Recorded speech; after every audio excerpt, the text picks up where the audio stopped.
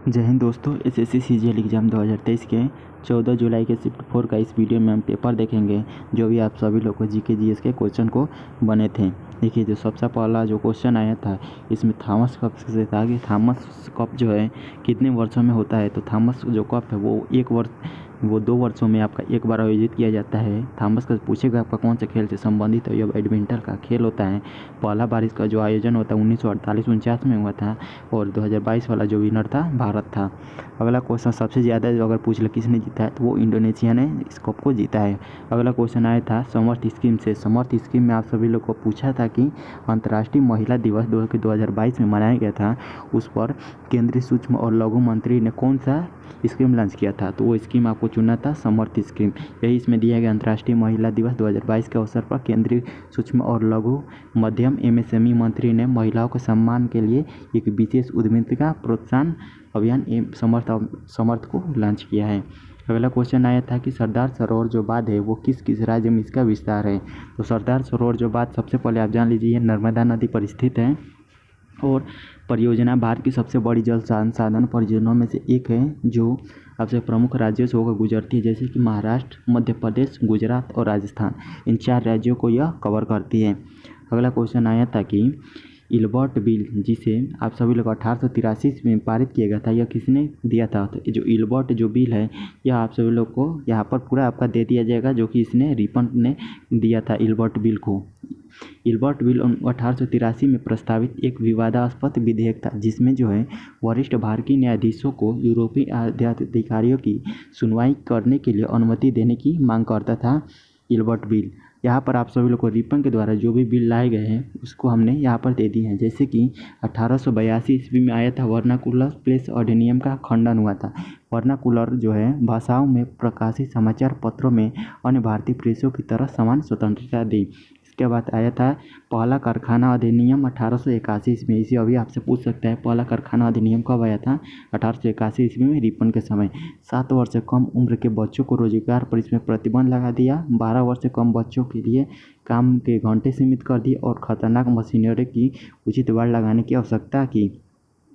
इसके बाद 1882 ईस्वी ने शैक्षिक सुधारों के लिए हंटर कमीशन गठन किया गया था। हंटर कमीशन ने पूछ सकते किस कब गठन किया था 1882 में। इसमें महिला शिक्षाओं का विस्तार हुआ, प्राथमिक शिक्षा के लिए विस्तार पर जोर दिया गया और अनुशासित व्यवस्था पर शिक्षा दी गई थी। यहाँ पर अगला दिया गया था कि पेनाल्टी जो कॉर्नर है वो किस गेम से संबंधित है। तो पेनाल्टी जो कॉर्नर है वो हॉकी से संबंधित है। यहाँ पर आप सभी लोग कुछ देख लीजिए महत्वपूर्ण खेलों से संबंधित, जैसे कि बास्केटबॉल में कितने खिलाड़ी होते हैं, 5 होते हैं। Free throw, common foul, overhead, technical fouls और ओवरहेड, ये बास्केटबॉल के संबंधित हैं। इसके बाद वॉलीबॉल में 6 होते हैं। आप एक गेंद फेंकते हैं तो उसमें 6 होता है। इस तरह से आप सब लोग वॉलीबॉल को याद कर सकते हैं, जैसे कि स्पाइकर्स, बूस्टर, ड्यूरस, स्पैश, सिंड्रम और पेट्रोसन इसके प्रमुख खेल से संबंधित तथ्य होते हैं। और फुटबॉल में टोटल 11 खिलाड़ी होते हैं। Kick, goal, head, penalty kick है, सिर्फ पेनाल्टी और कॉर्नर उसमें देता है। Dribble, offside, move, hattrick, foul, left out, right out, stump, defender, side back, pass, baseline, rebound, कमर ब्रेक, ये फुटबॉल से संबंधित है। और यहाँ पर आपसे बोला हॉकी वाला देख लीजिए।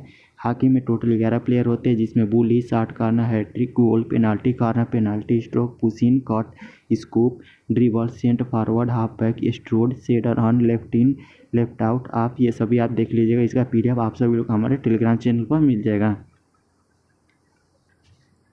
अगला क्वेश्चन आया था कि फर्स्ट इंडिया जो कि अर्जुन अवार्ड को मलखंभ में जो फर्स्ट अर्जुन अवार्ड किसने पाया था। तो मुंबई के इंजीनियर थे सागर ओहवालकर, जो कि मलखंभ के लिए अर्जुन अवार्ड जीतने वाले पहले व्यक्ति थे। इसका सही आंसर होगा सागर ओहवालकर, मलखंभ में जीतने वाले पहले मुंबई के इंजीनियर ये थे।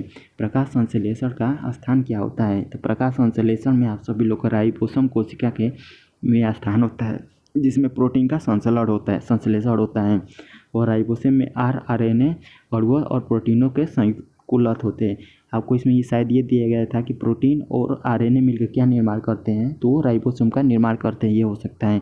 आपका क्वेश्चन दिया गया था। तेलंगाना के विधानसभा में वर्तमान में 119 निर्वाचित सदस्य और एक एंग्लो इंडियन समुदाय को नामांकित किया गया है। आपसे क्वेश्चन में पूछा गया था कि तेलंगाना में जो है कितने एंग्लो इंडियन समुदाय को नामांकित किया गया है, तो वो 1 किया गया है। अगला क्वेश्चन आया था कि विच ऑफ फॉलोइंग इज फंड एरियल स्टीमा इक्विस्टम।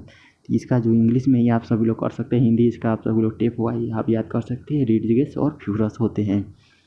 अगला क्वेश्चन आया था कि भारतीय संविधान में मौलिक कर्तव्य का उल्लेख निम्नलिखित में किस अनुच्छेद में किया गया है। तो मौलिक कर्तव्य आपका 51 के ए में इसको दिया गया है। मूल मौलिक कर्तव्य जो है में कोई भी इसमें सूची नहीं थी, क्योंकि यह 42वें संविधान संशोधन 1976 के द्वारा मौलिक कर्तव्य को जोड़ा गया था। 42वें संविधान संशोधन ने भाग 4A और 51A में इसे जोड़ा है, इसमें रखा है। यह जो समिति पूछा जाए कौन सी समिति पर, सरदार सरोवर सिंह समिति पर इसकी सिफारिश पर इसे लाया गया था।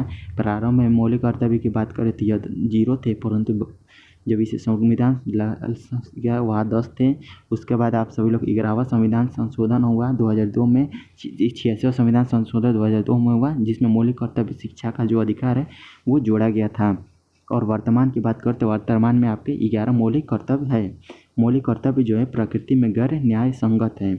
अगला क्वेश्चन आया था कि चीनी यात्री जो है हेनसांग वो किसके शासनकाल में आया था। तो हेनसांग जो है हर्षवर्धन के शासनकाल में आया था। इसके बाद आप सभी लोग से पूछ सकता है कि फाहियान जो है किसके शासनकाल में आया था, जो कि प्रथम चीनी यात्री था। तो वो चंद्रगुप्त द्वितीय यानी विक्रमादित्य के शासनकाल में आया था। इसके बाद अगला क्वेश्चन था कि लघु वित्त बैंकों को कौन नियंत्रित करता है। तो लघु वित्त जितने बैंक होते हैं वो आरबीआई के द्वारा नियंत्रित किए जाते हैं। आरबीआई बैंक अधिनियम 1934 जो है, विनिमय अधिनियम 1949 और अन्य प्रशासनिक कानूनों के प्रावधान द्वारा इन सभी के इसके नियंत्रण किया जाता है। अगला क्वेश्चन आया था कि पद्मश्री जो विनर है याजदी नौशिरवन कंजारिया, ये जो है 2021 के नोबेल पद्मश्री विजेता हैं। ये किस कलाकार से है, तो ये गुजराती थिएटर के एक कलाकार थे। अगला क्वेश्चन आया था कि भारत के इनमें से किस राज्य में संथाल विद्रोह हुआ था। तो भारत के जो है संथाल जो विद्रोह है आदिवासी विद्रोह था, जो कि 1855 से 56 में अंग्रेजों के खिलाफ वर्तमान झारखंड राज्य में इसका शुरू हुआ था। संथाल विद्रोह का जो नेतृत्व था वो राजमहल और भागलपुर जिले के दमन एक्को के में सिंधु, कान्हू, चांद और भैरव 4 भाइयों ने किया था। इसके बाद आप सभी लोग से कभी पूछ सकता है पाइका विद्रोह। पाइका विद्रोह आप याद कर लिया 1817 में भारत में ब्रिटिश ईस्ट इंडिया कंपनी के शासनकाल का विरोध किया गया था। और विद्रोह का जो मुख्य जगह पूछेगा तो उड़ीसा में खुर्दा पाइका विद्रोह द्वारा उड़ीसा में किया गया था। नील विद्रोह पूछ सकता है, तो नील विद्रोह 1859-60 ईस्वी में बंगाल में हुआ था। और ये जो मौसमिया विद्रोह होता है 1779 ईस्वी में हुआ था, असम के अहोम राजाओं के अधिकार के लिए। और असमिया जो विद्रोह आपका पूछ लेगा वो 1769 ईस्वी में हुआ था। अगला क्वेश्चन था कि बुद्ध एंड हिज धम्म, ये जो बुक है किसके द्वारा लिखी गई है। तो ये डॉक्टर भीमराव अम्बेडकर के द्वारा इस किताब को लिखा गया है। अगला क्वेश्चन था कि पृथ्वी में ऊष्मा के 2 मुख्य स्रोत क्या हैं। तो पृथ्वी तत्वों के रेडियोधर्मी क्षय से पृथ्वी के अंदर की गर्मी और पृथ्वी के निर्माण से बची हुई अवशिष्ट गर्मी या ऊष्मा के प्लेट टेक्टोनिक और चट्टान चक्र के कुछ हिस्सों द्वारा संचालित करती है, तथा जीवाश्म ईंधन के उबलने से वायुजनित कण और ग्रीन हाउस गैसें वायुमंडल से उत्सर्जित होने लगती हैं। 2 प्रमुख तथ्य पूछा था, एक रेडियोधर्मी हो जाएगा और यहाँ पर एक अवशिष्ट गर्मी हो जाएगा। अगला क्वेश्चन आया था कि झीका दास्तान जो है किस राज्य का एक नृत्य है। तो झीका जो दास्तान है वो एक संथाल के झारखंड में एक प्रसिद्ध लोक नृत्य है, यानी अगर जगह पूछा था तो वो झारखंड हो जाए, जो संथाल जनजाति द्वारा किया गया था। तो इसमें क्वेश्चन पूछा गया था झीका जो दास्तान है वो किस जनजाति के द्वारा किया गया था। तो वो संथाल जनजाति के द्वारा किया जाता है, तथा नृत्य एक प्रकार की पूजा की जाती है। उन मान्यताओं के अनुसार इस नृत्य को करने वालों को दिव्य शक्तियाँ प्राप्त हो सकती है।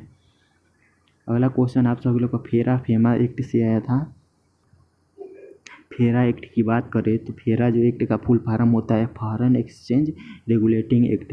यह जो अधिनियम है 1973 का अधिनियम है।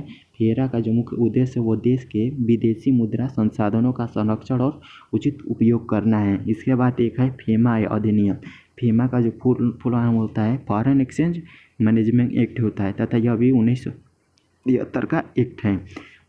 फेमा का जो है दिसंबर 1999 में संसद के दोनों सदनों द्वारा पारित किया गया था। और फेमा को जो है 1 जून 2000 को राष्ट्रपति ने इसकी मंजूरी दे दी थी।